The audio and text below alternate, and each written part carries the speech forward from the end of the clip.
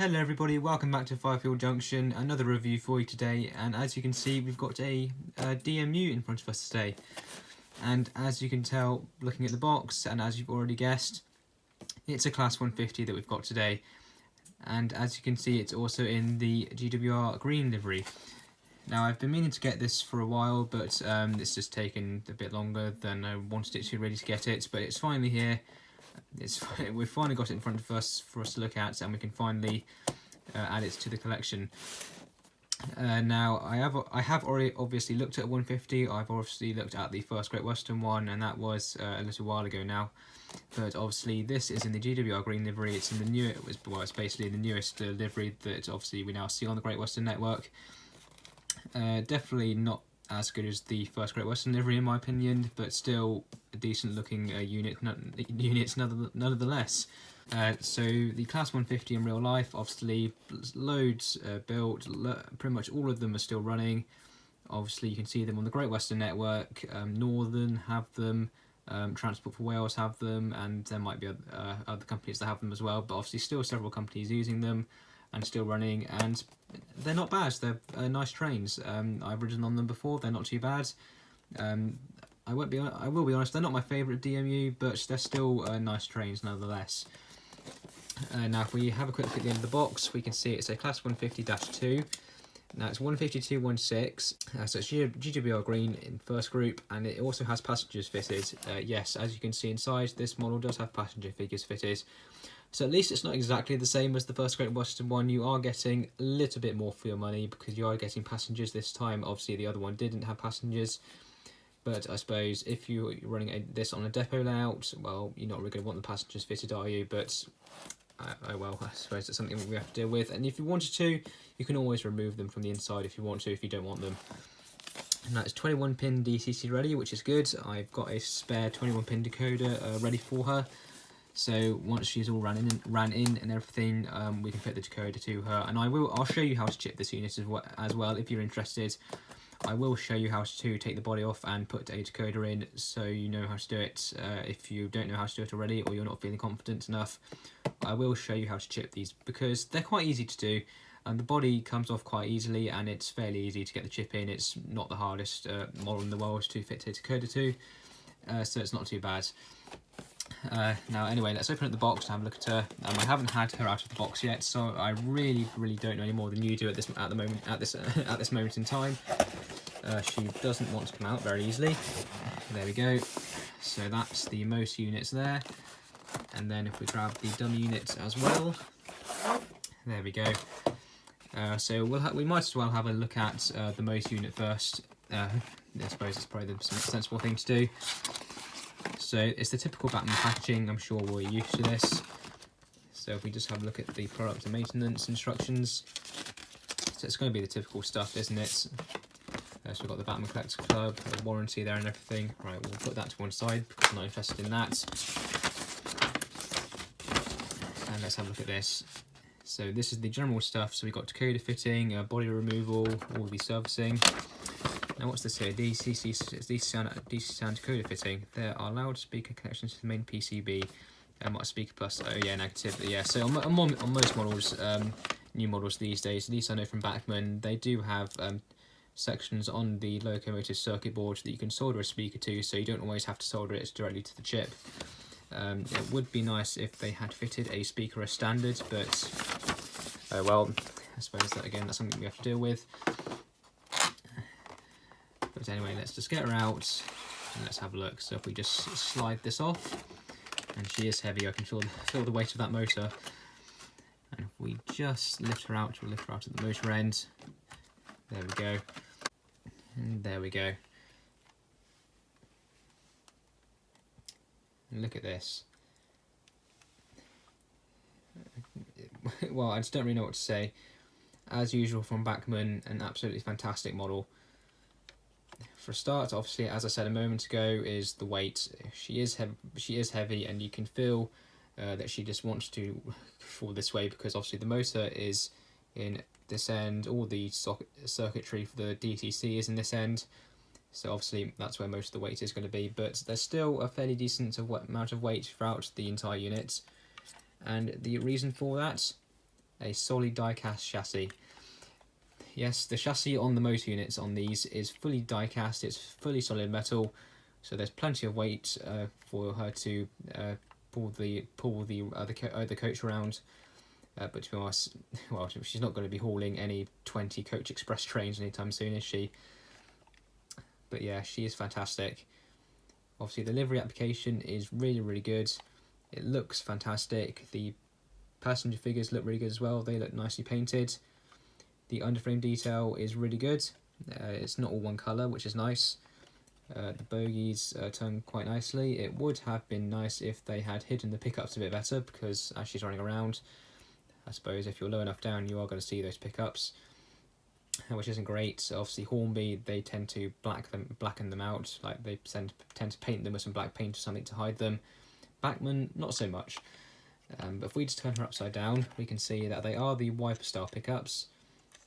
She has got NEM couplings, and she does have the new style couplings with her. I think they must be in a separate detail bag. I did see a detail bag inside the box with the dummy car, so we can check that out in a moment. But she does have the new style couplings with her. Obviously, as standard though, we have the typical tension knot couplings. But I suppose if you want to use them, then you can do. Then we've got the typical sort of, I think that's where the speaker goes on this model. The speaker, I believe, screws to the floor of the model around here somewhere, and it then faces down through the chassis, so the sound comes out through there. If we go to the other end of the unit, we can see, obviously it's not the best job really, trying to hide the fact that there's a motor there. Again, these days that can be done a lot better, but well. And then if we have a look there, we can see that on this particular unit, and this is fairly typical of these sort of style DMUs, it's not just the 150, I believe some units like the 105, 108, etc. that are around the same age tooling, they use these same sort of style pickups on here, where the picking up is done through the actual bearings on the wheel set, which does mean that the gears, that the centre of each of these axles is going to be made of plastic, unfortunately. And for the people that own split chassis models, I don't own any, but I'm sure they're familiar with this, in that if the centre of these axles is made of plastic, which it almost certainly is, and it's going to have plastic gears on it, at some point those plastic centres of the axles will fail one day and they'll need replacing. But to be honest, that shouldn't be too hard to do, because obviously on this, the base keeper plate is just unclips, and you can just take the wheels out and change them if you want to. So at least if for whatever reason you do need to change the wheels on here, it is quite easy to do. And as we can see there, we've got the typical electrical coupling, which is really, really delicate. I'm not really a fan of it, to be honest. Once you uncouple and couple these two units together a few times, the coupling does loosen up a bit, but especially first time round, it can be quite tight trying to get the drawbar into that sort of NEM socket. So yeah, not the best design. But apart from that, overall, a really good unit. Nicely detailed, very nicely weighted, very good. Overall, can't really complain. Let's just have a quick look at the dummy unit.